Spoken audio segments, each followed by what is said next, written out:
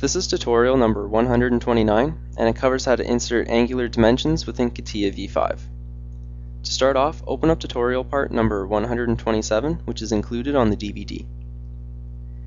Now, what we're going to do is we're going to add some angle dimensions. So to do that, you can go to the toolbar over here, and you can find the angle dimension, or if you go to Insert, Dimensioning, Dimensions, you can find angle dimensions in here. So just like the linear dimensions, all you have to do is click two elements and you're able to create an angular dimension. And again, if you click on it and pull it back, you're able to adjust the length of the arms to suit your needs.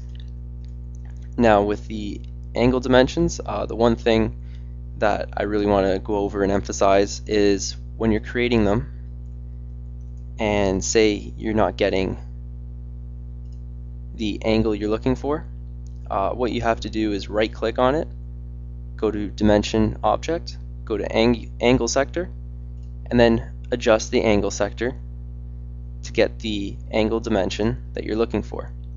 So if this is the one that you're looking for, you've got it now and you're good. So you just have to play around with the angle sector. It's just like the drawings and dimensioning that we did in the assemblies, parts, and sketching.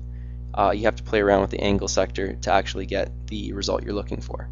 So especially in drawings, you want to be telling someone that it's 30-degree angle rather than 150-degree angle. That would confuse someone if they're looking at it two different ways. So I always try to put the smallest angle in and try to show them the most simplest and easiest way when I'm trying to show drawings and show drawing dimensions.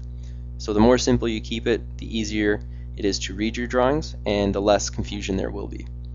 So with the angular dimensioning, just make sure that you play around with it and get the angle sector right.